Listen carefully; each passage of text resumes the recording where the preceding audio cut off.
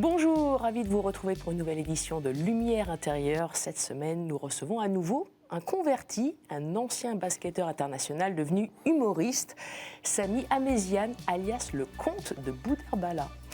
Bonjour, oui, merci d'être avec nous. C'est moi. Je vous appelle comment? Samy ou monsieur le comte? Samy, ça ira. Samy, ça ira. Le comte de Boudherbala, c'est donc votre nom de scène, c'est le nom aussi de votre spectacle éponyme qui se joue maintenant depuis plusieurs années, plus de 10 ans, au République. C'est une salle que vous avez rachetée d'ailleurs, je crois, dont vous êtes associé, propriétaire. Donc c'était l'ancien caveau de la République. Ça fait donc 12 ans que vous jouez le comte de Boudherbala 1, puis ensuite, pendant plusieurs années, 7-8 ans, ensuite le 2, qu'on voit en ce moment. Je suis allée voir ce week-end. Et puis bientôt le 3, qui débarque en salle donc le 18 février. Qu'est-ce qui va changer? Quelles sont les nouveautés de ce nouveau spectacle? Voilà, il y en a tellement. C'est compliqué de résumer 1h30 en quelques minutes, mais il y a un peu tous les sujets. Voilà, je parle beaucoup de... Moi, c'est un point de vue. Le stand-up, c'est un point de vue, donc forcément... Vous êtes un petit peu, en scène, c'est ça. Donc on est face au public et puis voilà, on passe d'un thème à l'autre avec un fil conducteur. C'est pourquoi sommes-nous là? À quoi servons-nous? Donc moi, c'est mon thème du 3e spectacle. Et bon, à travers moi, je questionne aussi les gens et je raconte, voilà, à travers plusieurs anecdotes, notre utilité ou notre inutilité sociale, culturelle, sociologique, économique. Bref, je suis dans plein de questionnements comme ça. Et puis après aussi, je raconte comment j'ai évolué au fil du temps grâce au spectacle vivant et à toutes les rencontres de ce métier. Donc voilà, puis forcément, on essaie de faire rire les gens. C'est une question très théologique, ça aussi. Pourquoi sommes-nous là? Ça tombe bien sur KTO. Vous avez la réponse? Je la cherche. Ça fait des années que je la cherche encore. Après, oui, non, ça fait partie des questions existentielles. Vous pouvez nous donner un petit avant-goût déjà de petite blague, non? Vous voulez rien dévoiler? Non, après c'est ce que je dis, c'est ce que Parce que je dirais sur les différents spectacles, les précédents, vous avez parlé de beaucoup de thèmes de société. Le dernier, on parle beaucoup des rappeurs, aussi un peu de religion d'ailleurs, on va y revenir. Il y avait aussi une petite polémique sur les Roms. Là, tout ça, vous en parlez pas? Vous allez parler politique? On est dans une année présidentielle? Bon, on en parle un peu, mais après, moi, au-delà de la politique, je pense que c'est les sujets de société qui restent. Parce que, voilà, maintenant, j'ai 43 ans, ça fait 30 ans que c'est toujours les mêmes sujets. Et c'est là où, après, c'est ce que je dis souvent dans les interviews, c'est qu'on se rend compte que la France est très, très conservateur. Et c'est toujours un peu les mêmes choses qui reviennent, les mêmes sujets, les mêmes polémiques. Donc voilà, moi je construis mes spectacles autour de ça. J'aime pas parler de politique en faisant du name dropping parce que à terme, les candidats passent et les idées restent. Mais moi je préfère me focaliser sur les sujets, comment ça percute et comment ça impacte les gens comme moi. Et voilà, je parle de tout ça. Mais quels sont les sujets justement? Les sujets, ça va de la liberté d'expression, justement, là, ça peut parler de religion, ça peut parler d'ouverture d'esprit, de certains faits divers voilà, qui mettent en relation notre perception de la société, notre rapport aux autres, notre rapport à l'autorité.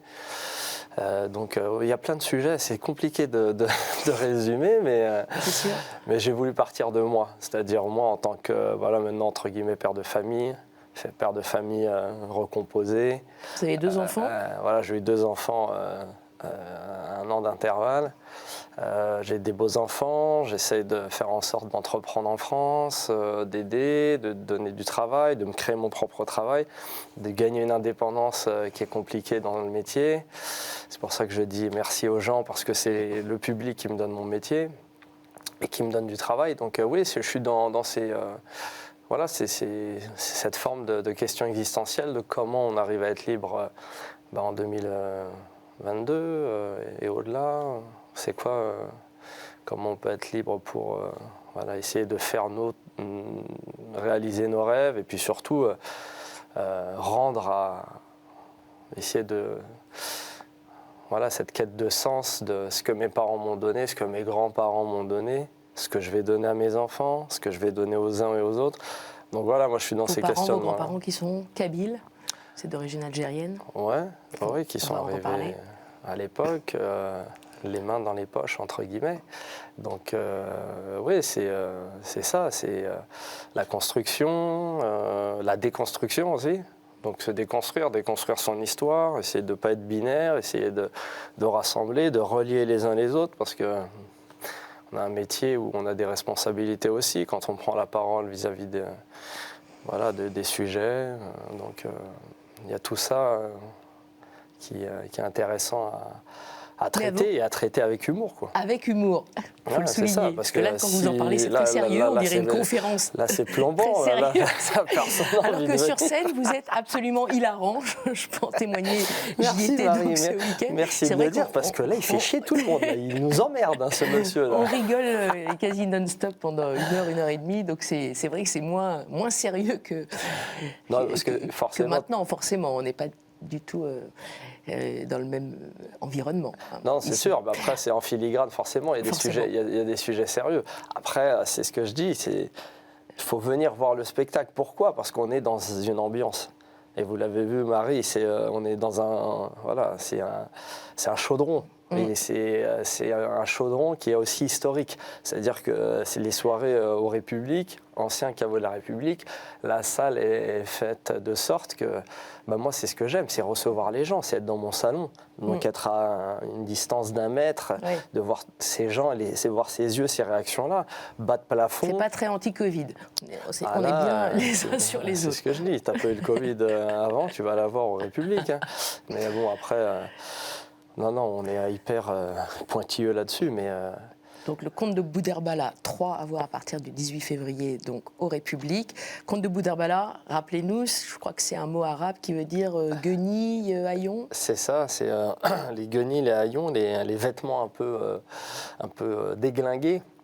Et le conte, parce que venant de la ville de Saint-Denis, la basilique, vous savez, c'est le tombeau de la plupart des rois de France, et donc c'est une métaphore de faux nobles, d'aristocrates, d'aristocrasseux, ce qui me va bien finalement, parce que je suis un peu un bouffon, un plaisantin.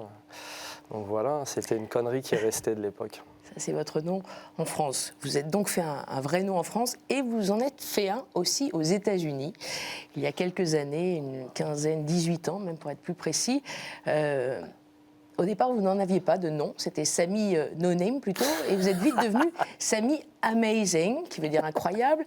C'est aussi le titre de ce livre que vous avez écrit il y a 2 ans, Amazing, puisque ça ressemble à votre nom, ils avaient du mal, je crois, à le prononcer. Amazing, les Américains avaient du mal à le prononcer.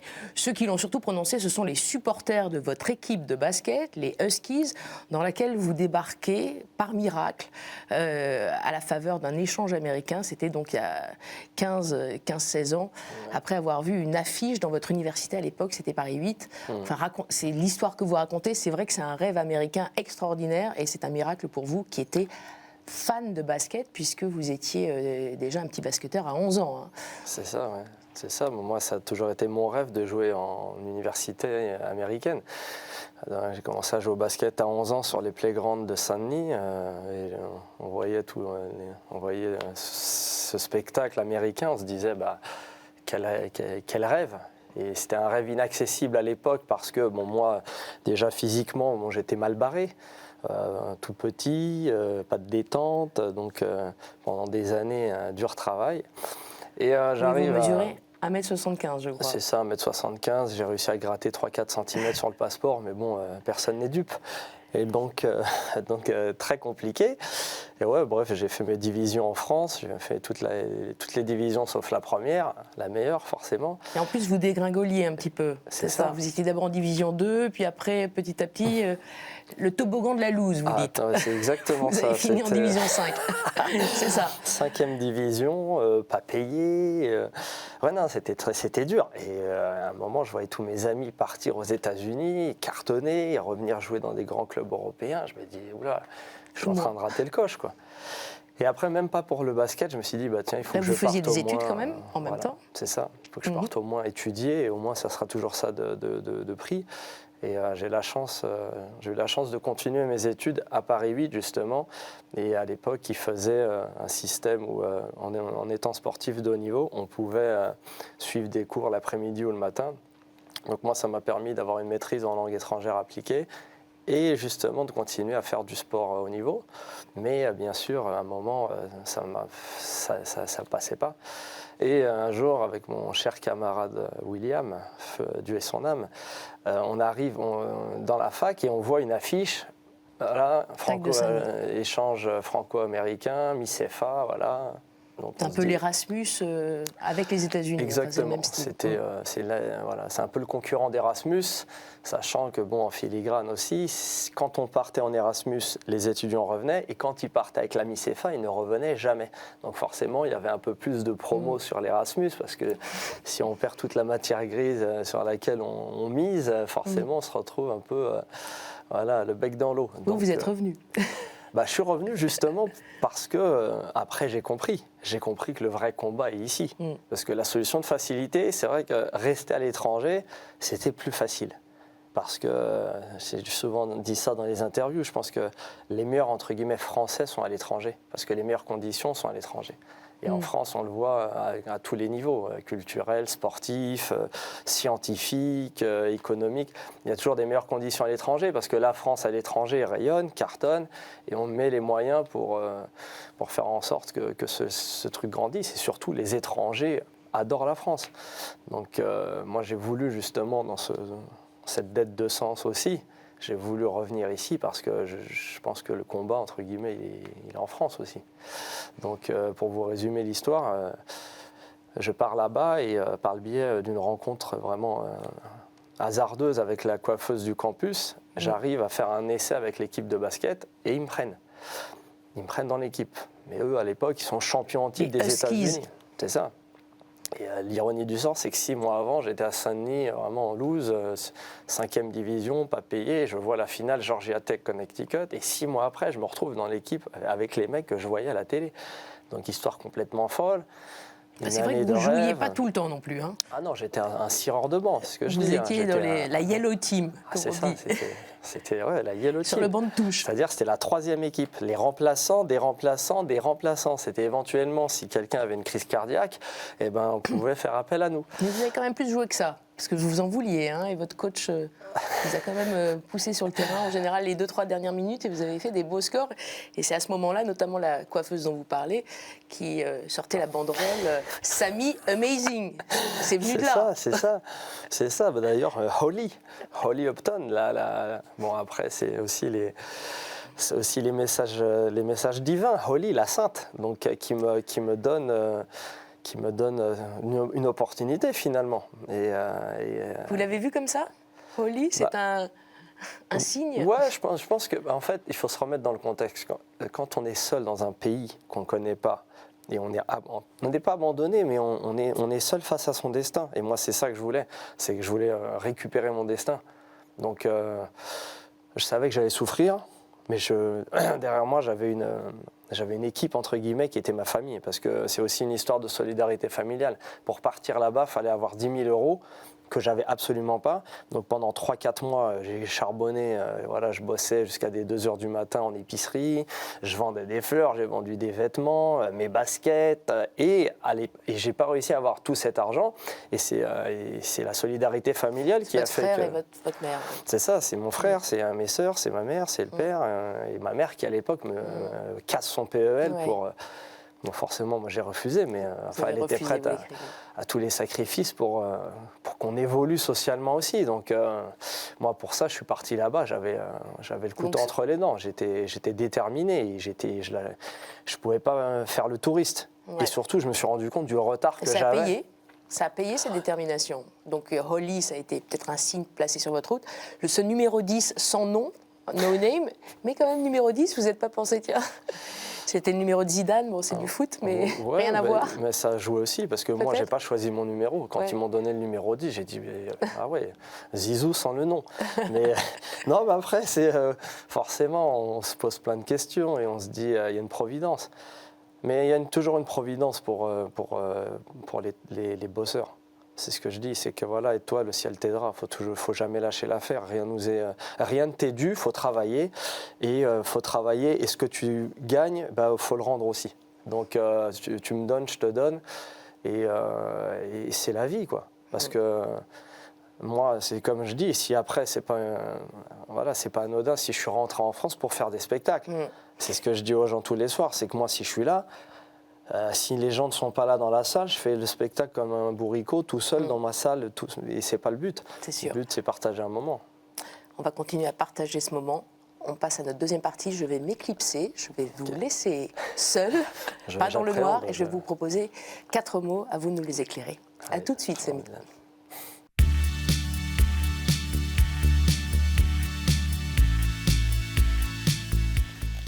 Samy, vous relisez votre livre? Je regardais les photos, je me replongeais un peu dans... 15-20 ans en arrière. Ça passe, hein, ça défile, hein, c'est fou. Ouais. Alors, je vous propose mon premier mot, et c'est différence.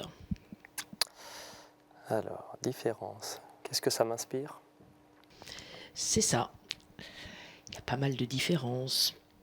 Quand vous arrivez aux États-Unis, déjà des différences de taille, on en parlait un petit peu, de culture, d'origine, il y a beaucoup de choses. J'imagine que vous avez beaucoup de réponses. Ouais. Alors que dire, différence, c'est la vie, hein, c'est la richesse de la vie, c'est ce qui fait que, voilà, que ça nous pousse à la curiosité, à aller vers les autres, à essayer de les comprendre, à essayer d'apprendre auprès d'eux, de relativiser, d'avancer. Dans votre spectacle, vous pointez souvent ces différences, par exemple entre les chanteurs de rap et les chanteurs de variété, entre les banlieusards et les parisiens, les provinciaux.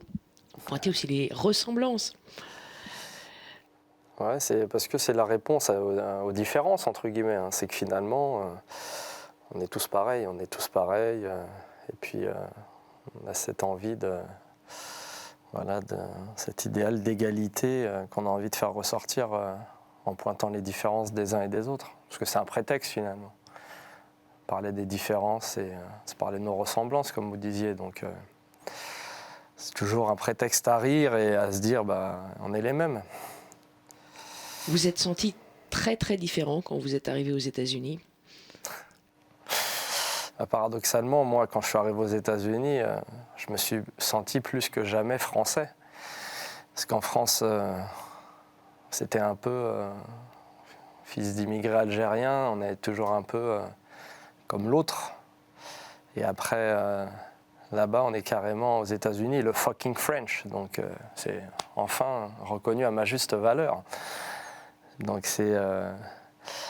Oui, forcément, dès qu'on passe une frontière, on est beaucoup plus français, mais on se rend compte rapidement que nul n'est prophète en son pays. Donc, on a parfois besoin du miroir de l'autre pour se rendre compte qu'on est foncièrement French et foncièrement dans notre société française. Donc, Vous êtes senti foncièrement français en arrivant aux États-Unis. C'est vrai que vous pointez des petites différences culturelles comme le célèbre hug qu'on trouve partout aux États-Unis alors que vous êtes plutôt un adepte de la bise, par exemple. C'est ça, hein, on est des Latin lovers, hein, c'est ça. Hein. On a toute cette culture méditerranéenne qui fait que on a envie de sentir l'autre et puis d'être plus chaleureux. Après le hug, c'est assez distant finalement parce que nous on est des peuples charnels. Donc il y avait beaucoup de différences comme ça. Donc les différences avec les Américains, c'est là que en fait, un monde nous sépare, même si notre société est hyper américanisée depuis les années, depuis la libération finalement. Donc après, c'est ce qui est intéressant, c'est qu'on s'est plus rapproché des Américains, même s'il y a un océan qui nous sépare, que de nos voisins européens. On les connaît beaucoup plus les Américains que les Portugais, que les Danois, que même peut-être les Suisses, les Belges ou les Italiens, hein, finalement. Et c'est un paradoxe, donc c'est intéressant. Vous dites que vous vous êtes senti très français aux États-Unis, paradoxalement. Ça veut dire aussi que vous vous sentez parfois moins français en France?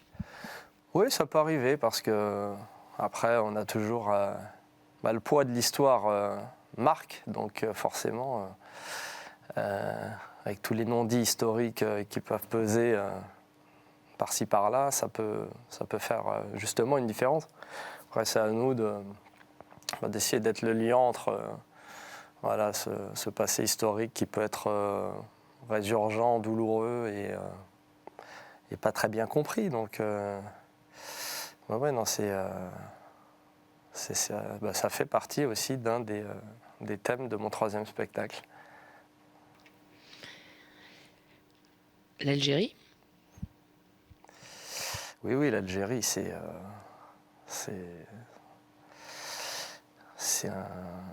une grande question dans ma continuité identitaire, forcément, parce que moi j'ai découvert l'Algérie à 20 ans par le biais du sport.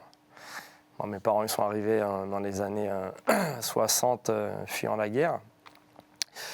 Et moi, mon grand-père paternel meurt pendant la guerre d'Algérie, côté FLN. Donc, c'est avec un idéal justement d'autodétermination et d'indépendance. Donc, c'est paradoxal pour un petit-fils de Moudjahid, entre guillemets, de se retrouver en France et de voir évoluer ces mentalités-là sans connaître son histoire algérienne. Et moi, cette histoire, je l'ai récupérée par le bout de la lorgnette via le sport. Parce qu'à 20 ans, on m'appelle en équipe d'Algérie et je découvre tout ça. Parce que mes parents m'en ont jamais parlé, donc c'est un choc émotionnel pour moi. Et ça me pousse justement à revenir vers les racines et essayer de trouver justement une passerelle entre ces deux mondes. Enfin, entre tous ces mondes. C'est même pas ces deux mondes, c'est tous ces mondes qui s'opposent et qui se ressemblent tellement. Et pour moi, c'est aussi c'est un puits d'idées, de problèmes à gérer, mais surtout de décalage et de blagues à raconter, parce que c'est drôle, c'est tragique, c'est comique, et c'est l'histoire. Vous retournez souvent en Algérie? Ouais, j'y vais. Depuis vos 20 ans? Depuis mes 20 ans, ouais, j'ai pris l'habitude d'y retourner assez régulièrement parce que oui, avec le spectacle, et puis pour voir la famille que j'ai là-bas, puis pour avoir Du côté de Tizi Ouzou? C'est ça, ouais. En Kabylie? En Kabylie, mais aussi dans les autres villes algériennes, hein. Alger, on est allé aussi partout, Tlemcen, Oran, Skikda, Annaba. Mais pourquoi? Parce que c'est important justement quand, moi, toujours dans cette quête de sens, de redonner à ceux qui m'ont fait, entre guillemets. Parce que la culture algérienne, c'est la culture française, c'est deux cultures qui sont mixées, donc c'est toujours ce que je dis. D'ailleurs, j'en parle dans ce 3e spectacle, c'est que il n'y a pas meilleur ambassadeur de la langue française qu'un Algérien francophone. Donc, et ça, il faut aller en Algérie pour s'en rendre compte. Donc, c'est intéressant. Allez, on poursuit avec mon 2e mot, autodérision. L'autodérision, pour un mec comme moi, c'est la base. Hein. Donc, physiquement, basketteur d'1 mètre cube, jamais à sa place, jamais là où il faut. Donc, pour moi, c'était une source. Puis voilà, tête de portugais, corps de turc. Je suis jamais là où il faut. Donc, voilà. Puis c'est une forme aussi d'autodéfense aussi, l'autodérision, parce que pour avoir l'assentiment des autres, faut savoir rire de soi-même. Et puis on ne peut pas rire des autres si on ne rit pas de soi. Moi, je vois la comédie comme ça. Donc ouais, non, l'autodérision, c'est fondamental. Est-ce qu'on peut rire de tout? Oui, je pense qu'on peut rire de tout, avec tout le monde, après selon les contextes. Et le rire, c'est salvateur, hein, c'est ça. Hein. C'est que quel que soit l'événement, quelle que soit la situation, le rire, ça aide à vivre, ça aide à guérir, ça aide à avancer. Et moi, c'est ma culture. Nous, on a... Voilà. c'est ce que je dis, c'est que c'est pour ça que je parle beaucoup de l'Algérie aussi, c'est qu'il n'y a pas plus drôle qu'un Algérien, parce que il y a ce sens de la description et de l'observation qui fait que voilà, on a tellement mangé entre guillemets que on est obligé de se sauver avec l'humour. Et c'est un excellent médicament, l'humour. Donc, et puis le sourire aussi, c'est ça qui est important. Comme disait Beaumarchais, je me presse de rire de tout, de peur d'être obligé d'en pleurer. Ah oui, il avait raison ce monsieur. Un conte aussi. Il était dans la grande famille. Quand je vous écoute, je pense à un autre invité que nous avons eu, qui s'appelle Cartouche, d'origine algérienne comme vous, né en Seine-Saint-Denis comme vous. Lui, il était ancien danseur, pas comme vous, devenu humoriste. Vous le connaissez? Vous trouvez des points communs avec lui? Ah ouais, je le connais, je l'aime bien. Bah, d'ailleurs, j'étais allé voir son spectacle à Saint-Denis, à la ligne 13, mais quand j'étais pas du tout dans l'humour. Donc je devais avoir 18 ans, 19 ans, et j'avais vu Cartouche, et en fait, moi, j'ai jamais eu ce courage d'aller sur scène, c'est venu après. Parce que moi, au départ, j'étais un Mongol timide, je regardais mes chaussures, fallait pas... Enfin, j'étais spécial, donc je me voyais jamais aller sur scène, raconter des choses. Pour moi, c'était impossible. Donc, c'est au fur et à mesure que c'est venu, et j'avais une telle admiration pour tous ces gars qui allaient sur scène et qui racontaient leur vie, qui déconnaient avec les gens ou qui étaient dans les sketchs. Et Cartouche, ça a été aussi une de mes inspirations, avec Félag, avec Desproges, avec Coluche, avec Dupontel. Et surtout... Qui vous a mis le pied à l'étrier, oui. Ouais, et Lounès Tazahirt aussi. Lounès Tazahirt, à l'époque, j'en parle pas souvent malheureusement, mais c'était aussi celui qui a été un déclencheur pour moi, parce qu'il allait sur scène, lui il était plus dans des personnages, et pour moi faire ça, c'était... Moi, c'était impossible de faire un truc comme ça, même prendre la parole en public. Et ça, au fur et à mesure, je l'ai découvert par le biais du sport, mais surtout aux États-Unis. Aux États-Unis, je voyais dans les cours, les étudiants se levaient, prenaient la parole, et pour dire vraiment des choses, ça faisait pas avancer le schmilblick, hein. Mais ils avaient cette confiance en soi, ce courage qu'on nous apprend, mine de rien, dans notre éducation, mais que moi, j'ai pas eu. Donc, je voyais ça, je me disais, waouh, j'ai envie d'être comme ça, quoi. C'est vrai que pour le stand-up aussi, vous avez fait vos premières armes aux États-Unis, puisque vous y êtes allé plusieurs années à New York. Vous avez été aidé d'ailleurs par des spécialistes du stand-up. Ouais, là-bas, ils m'ont... Chris Rock notamment. Ouais, Chris Rock, c'est une histoire de fou. C'est que moi, là-bas, pareil, la Providence aux États-Unis. Je ne sais pas si on peut parler de ça juste là-bas, mais c'est vrai que là-bas, j'ai eu la chance d'avoir des rencontres qui ont changé ma vie. C'est-à-dire qu'ici, je change de boulot et le lendemain, je prends un billet pour New York. Je marche dans les rues, adossé à un mur qui attend sa voiture à la sortie d'un parking, Chris Rock. Donc je vais voir Chris Rock avec un camarade d'ailleurs, Redouane. Avec Redouane, on va voir notre cher Chris Rock. Et on lui pose la question, voilà, on est des comédiens français, on aimerait bien jouer en anglais dans les comédie clubs. Et très sympathiquement, il nous donne des adresses. Et lui, à l'époque, il sortait du film avec Julie Delpy, je crois que c'était Love in Paris, où il faisait le Madison Square Garden en janvier 2007. Et donc, il nous donne des adresses et on va dans les comédie clubs. On traduit, moi je traduis une partie de mon spectacle du français à l'anglais pour les jouer devant des Américains et ça marche super bien. Et à la fin, tu as plein de comiques américains qui me donnent leurs adresses. Oui, viens jouer sur mon spot et tout. Et donc, je commence à faire ma formation comme ça.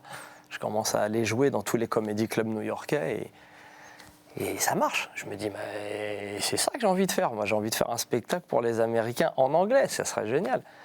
Et donc, au fur et à mesure, je faisais 3 mois en clandestin touriste aux États-Unis. Je revenais en France, je continuais le spectacle en France. 4-5 mois, 3 mois aux États-Unis, 4-5 mois, je faisais la navette. Et puis, au fur et à mesure, ça a commencé à marcher, puis à me former, puis à intéresser aussi la presse qui m'a beaucoup aidé. À quelle école, quand même? C'était Cette école américaine. Ouais, c'était une façon d'être en danger dans une langue étrangère, loin de chez soi. Et puis comme j'avais déjà vécu cette expérience américaine de souffrance aux États-Unis, sachant que tout le boulot là-bas, ça allait être payant x10 en France, ce qui est vrai, parce qu'on est toujours beaucoup plus crédible et crédibilisé quand on a une expérience à l'étranger, malheureusement. Et donc je savais que le charbonnage que je faisais là-bas, ça me récompenserait au centuple ici et dans ma langue natale, quoi. On poursuit sur le troisième mot. Ça va un peu dans le même sens puisque c'est le mot rencontre. Les rencontres, c'est ça, c'est la providence, c'est ce qui fait avancer le schmilblick aussi, c'est que il y a différents types de rencontres. Il y a des rencontres qui vont vous faire gagner du temps et les rencontres qui vont vous en faire perdre. Et c'est là où justement il faut essayer d'être focus sur ses objectifs et d'arriver à esquiver les dodanes, les ralentisseurs. Mais ce qui est génial avec les dodanes, les ralentisseurs et les belles rencontres, entre guillemets, c'est qu'on apprend quoi qu'il arrive. Donc c'est important de faire son expérience, c'est important de rencontrer les gens, mais il ne faut jamais oublier dans les rencontres qu'on est le moteur de la rencontre. C'est pour ça que c'est important de se développer pour avoir quelque chose à proposer et d'équilibrer justement les rapports de force. Parce que ce métier, c'est que ça. C'est des rencontres, des propositions et voir si ça match. Donc les rencontres, c'est ce qui fait avancer et c'est tellement ouvert après parce que les rencontres amicales peuvent déboucher sur des rencontres d'amour où après on forme une famille et moi ça a été mon cas, donc je remercie la Providence aussi, quoi. Anissa ?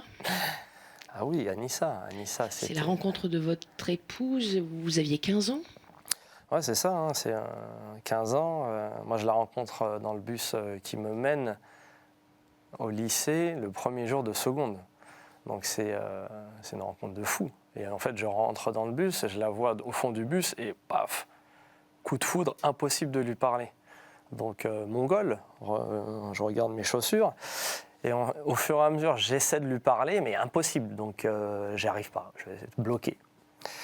Et donc j'essaie de prendre confiance, j'essaie de lui parler, j'observe, tous les lundis, je suis là dans le bus et tout. Et au bout d'un an, j'arrive à communiquer avec elle un petit peu, ça va, ouais, ça va. Et le souci, c'est qu'elle avait 1 an d'avance, mais à la fin de l'année, poussée d'acné dégueulasse, pizza Regina qui sort. On aurait dit que j'avais passé les vacances à côté d'un banc de moustiques. Je retourne au lycée, crise de confiance. Et moi, j'ai fait des traitements d'acné impressionnants. J'ai fait Roaccutane 2 fois. La prochaine, il m'avait proposé une chimio tellement c'était compliqué. Mais ce que je veux dire, c'est que, en fait, je me suis laissé embourber par ce truc d'apparence qui est très con. Et quand on est ado, on est con, donc je l'étais. Et elle part. Elle part parce qu'elle a 1 an d'avance et je la revois plus. Et je la revois 10 ans après. Mais bon, elle a fait sa vie, c'est normal. Et moi, je la retrouve grâce au spectacle. Donc ouais, pareil, c'est la providence. Et c'est ce que je dis dans le livre aussi et dans le spectacle, c'est que c'est une personne qui a changé ma vie. Qui m'a bouleversé. C'est-à-dire, hormis bien sûr les 2 enfants que vous avez ensemble ? C'est-à-dire, c'est compliqué. Moi, je parle jamais de moi, Marie. On sent effectivement votre timidité, très touchante, d'ailleurs. Non, c'est pourquoi ? Parce que moi, avant, j'étais un mercenaire. Parce que j'ai toujours beaucoup cherché l'amour, justement, via le spectacle. C'est aussi comme pour ça que tu vas sur scène. Tu cherches de l'amour et parfois tu te perds. Donc moi, elle m'a aidé à remettre mes priorités à l'endroit et reprendre les rails de ma vie. Donc pour ça, et pour les merveilleux cadeaux qu'elle m'a fait, c'est un respect et un amour éternel. C'était une recherche de reconnaissance aussi, la scène ?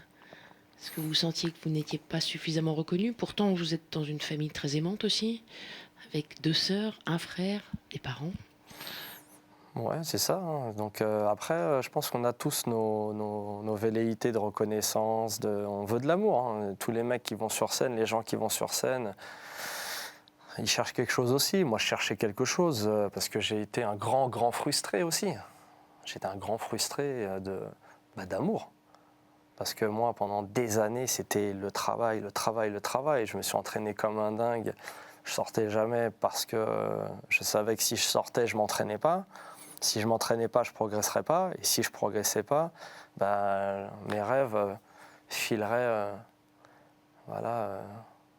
au ciel. Donc moi, j'ai focus sur le sport, sur les études. J'étais un vrai bouffon, moi. Vous recherchez la reconnaissance de votre père? Non. Ah oui, ouais. Aussi. Père Ouais. qui était très pudique aussi. Quand vous rentrez des États-Unis, vous racontez ça dans votre livre. C'est comme si vous avez vu la veille. Enfin, il partait au boule.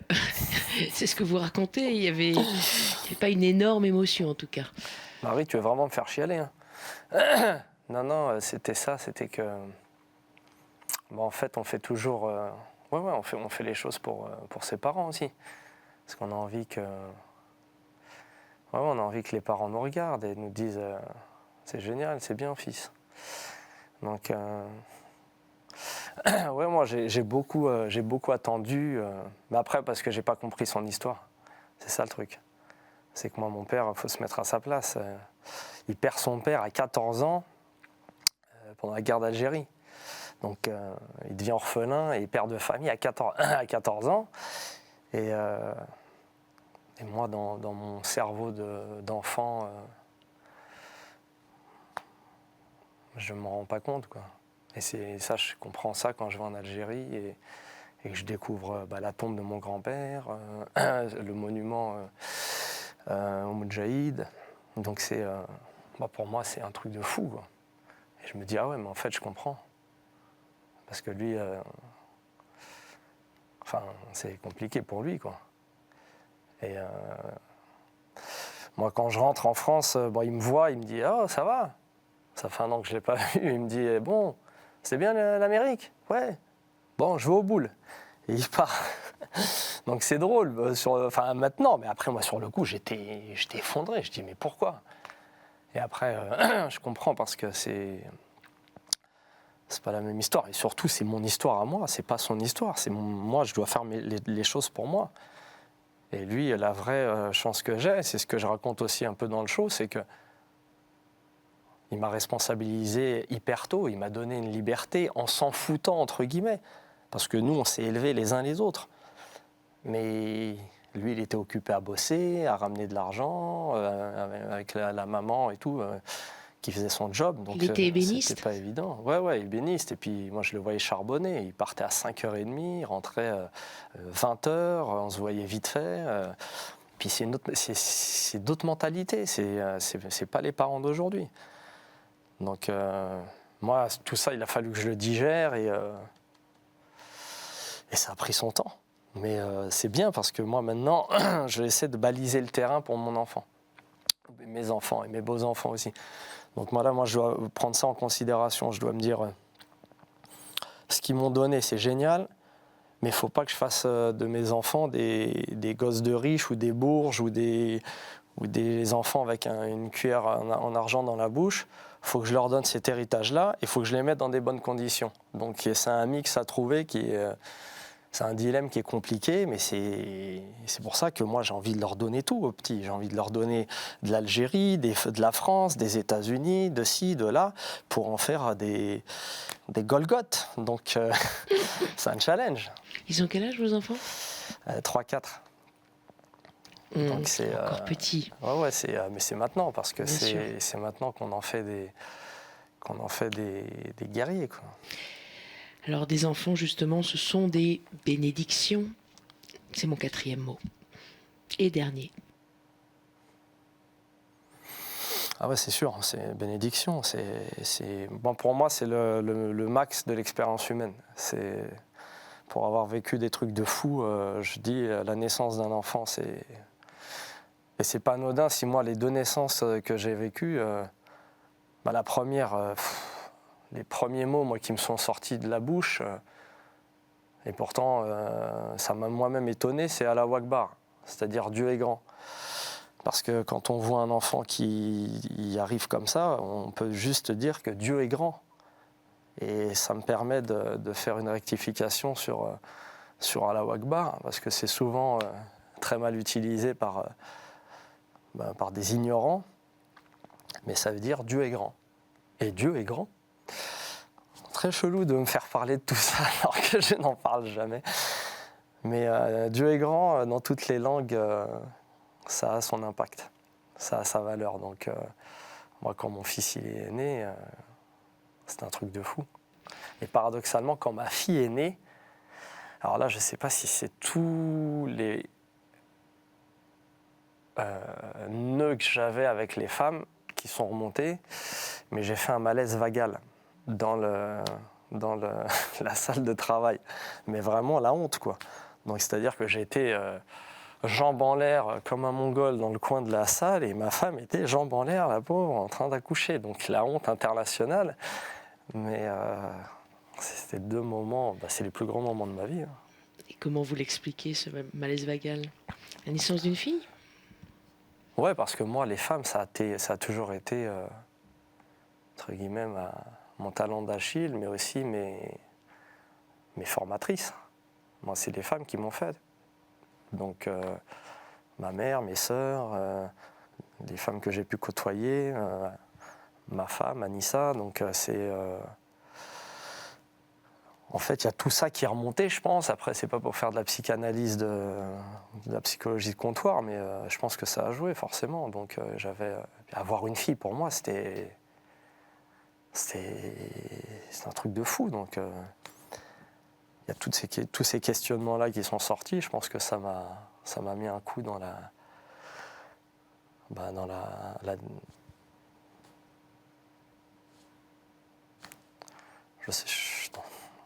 je ne saurais dire le mot, mais dans la perception, ouais, c'est ça. C'est que moi, après, je sais pas, je sais pas l'expliquer, mais le résultat, c'est que je me suis écroulé comme une merde. Voilà, on peut le dire. Désolé pour le terme, Marie, mais c'est ça. Écroulé, mais béni quand même. Béni c'est des dieux, du Dieu. Quelle place occupe Dieu dans votre vie? La religion? La religion, pour moi, c'est tellement personnel que c'est vraiment intime, c'est quasi secret. C'est que je ne parle jamais de religion à d'autres. J'en parle à moi, je lis beaucoup de livres de religion. D'ailleurs, j'ai lu les 3 livres saints. Et Vous avez une pratique? Non. Non, je ne peux pas dire que j'ai une pratique. J'essaie de faire du bien, en fait. J'essaie de faire du bien et de me comporter bien. J'essaie d'être un homme, d'être un bon homme. Un bon homme. Et c'est pas évident. Parce que les humains, c'est pas des anges, les humains. Mais j'essaie de faire mon job. Et j'essaie de faire de la proximité. Voilà. Moi, j'ai eu un passé et un passif d'associatif. J'ai vu les tenants, les aboutissants, j'ai vu les limites. C'est pour ça que dans mes spectacles, je ne parle jamais de politique, parce que les politiques, moi, m'ont déçu très tôt. Et je voyais les rapports de force des uns et des autres, même vis-à-vis des associations. Donc j'ai fait 10 ans d'association, moi, à Saint-Denis. J'ai créé une association qui a bien marché avec mes amis. On était sur le terrain culturel, social aussi. Mais ça m'a freiné rapidement et je me suis vite rendu compte qu'en fait, il fallait que j'ai un pouvoir pour faire les choses de ma personne et essayer de faire de la proximité. Et essayer de faire mon job à droite à gauche. Et réfléchir à mon cercle déjà et après au cercle. Parce que forcément, après, ça va au-delà, mais essayer de faire du bien à droite à gauche. Donc voilà, c'est ma façon de faire avancer le schmilblick. Faire du bien ici et maintenant. Qu'est-ce qu'il y a après, selon vous? Bah après, il y a les forces de l'esprit, à mon avis. Comme François Mitterrand. Peut-être pas, mais vous savez que François Mitterrand, il ne faut pas en parler aux Algériens. Mais au-delà de ça, non, ouais, bah, il en a parlé, mais ça fait partie de l'au-delà. Ouais, je pense qu'après notre esprit, il reste, il va ailleurs et il veille. Il veille et je pense qu'on a toujours des anges gardiens qui veillent sur nous. Et je ne vais pas les remercier à la télé parce qu'ils ne regardent pas la télé ni Internet. On est au-delà de ça, bien sûr. Mais non, on n'est pas là par hasard, forcément. Donc, Pas là par hasard. ouais, c'est ça. On est là aussi, on a des choses à faire ici-bas.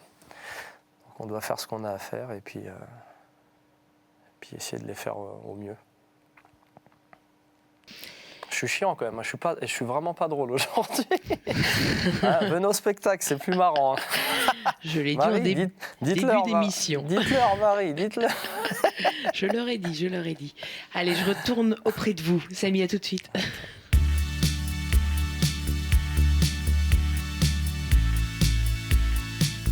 Samy, alors, Désolé pour vous tout ça. riez un peu plus. Ah, oui. Pas du tout, non. C'était un très beau moment. J'ai failli Et m'avoir. merci de ce partage. Vous avez failli m'avoir, Marie. J'ai failli me mettre à chialer et à vous sauter dessus, chercher du réconfort.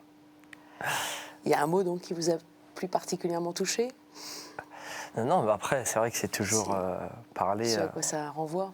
Ouais, c'est ça, c'est que les mots, c'est des clés dans des cadenas. Hein. Ça permet de faire avancer tout ça, mais moi, quand ça sort, c'est vrai que je suis tellement, enfin, moi, ouais, je suis reconnaissant pour tous les gens qui m'ont fait avancer, donc dès que je parle d'eux, je suis un peu émotionné.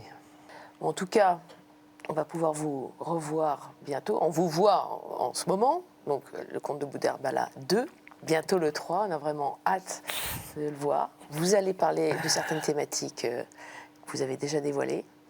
L'Algérie, on revient là-dessus, vous l'avez dit. Ça, Ouais, c'est important pour vous, c'était important de... C'est important parce que c'est important pour la France aussi. Parce que la France et l'Algérie, pour moi, c'est des pays frères. Et il n'y a pas personne ne peut mieux comprendre les Français que les Algériens et vice-versa. Donc je pense que c'est aussi à nous, les artistes franco-algériens, entre guillemets, de tendre la main aux uns et aux autres pour que les choses avancent et puis qu'on arrête et qu'on sort des turpitudes du passé, entre guillemets. Il y a vraiment une relation particulière entre la France et l'Algérie. Un je t'aime moi non plus, il y a quelque chose d'assez passionnel. C'est ça. Donc il faut vraiment essayer d'arriver à trouver des ponts et des façons de communiquer et d'apaiser le passé douloureux, compliqué et pas facile à digérer, mais si on peut faire avancer le schmilblick, Ça revient souvent dans votre discours, dans ce que vous dites, pont, transmission. Vous êtes un pont vous-même. Hein. Moi, un pont d'Avignon, alors, hein, vraiment, un pont qui ne relie pas mais qui aimerait. Mais, non, ouais, je pense que... Vous n'êtes pas un mur, vous êtes un pont. Un passeur. Ouais, je peux être un mur percé. Le basket, vous passez aussi. Ouais, j'aime bien distribuer, mais c'est vrai que on se pose la question à quoi on sert. Donc, c'est le sujet du troisième show. À quoi on sert, comment on peut faire avancer les choses, comment on peut sortir de son soi, de son ego, pardonner, être pardonné. Moi, je suis là-dedans maintenant. C'est con, mais moi, voilà, le fait d'avoir des enfants, c'est une petite mort aussi, hein, avoir des enfants. Donc on lègue aussi, et puis on se dit, merde, j'ai déconné, qu'est-ce que j'ai fait? Est-ce que je peux rattraper le coup? Les gens à qui j'ai fait du mal, est-ce que je peux leur retendre la main? Est-ce que je peux être moins dans mes revanches, dans mes rancunes? Est-ce que je peux m'apaiser? Est-ce que, voilà, justement, je peux aller vers l'au-delà, vers Dieu, vers une paix intérieure? C'est des questionnements de tout un chacun. Donc, Et par le biais de l'humour, c'est génial parce que on passe un moment formidable, quoi. Les soirées, voilà, vous étiez là samedi, pour moi, c'est ça la vie. C'est recevoir les gens, déconner avec eux, passer un moment de, je ne vais pas dire d'extase, mais un moment hors du temps comme ça, où on se dit, ah, c'est une parenthèse, et puis la vie, ça doit être tout le temps comme ça.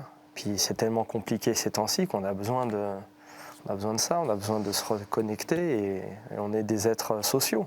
On n'est pas fait pour être chacun chez soi, face à sa télé comme des abrutis. Et on est là pour se voir, se rencontrer, se parler, s'aimer, s'ambiancer, rigoler. C'est la vie. Donc, trouver du lien, des ponts. C'est ça. Toujours, c'est la vie. C'est ça. C'est qu'on est des êtres sociaux, on est des animaux politiques. Donc, il faut se retrouver. Donc, à quoi on sert ? C'est la thématique de votre prochain spectacle. À voir donc au République, l'ancien camion de la République, place de la République, le comte de Boudherbala 3. Et toujours avec beaucoup de bonheur, beaucoup de rire. On va beaucoup rire. Et vous avez d'ailleurs, je voulais vous le signaler, une mémoire incroyable. Enfin, vous allez le voir si vous allez voir le comte de Boudherbala. Si vous repère dans la salle, il se souvient de votre prénom pendant toute la soirée. Voilà. Merci beaucoup infiniment pour ce partage. C'est moi, Marie. Merci à vous. Merci aux gens qui vont regarder cette émission. Et puis... À bientôt, Samia Méziane. À bientôt. Et vous pouvez retrouver l'émission sur ktotv.com.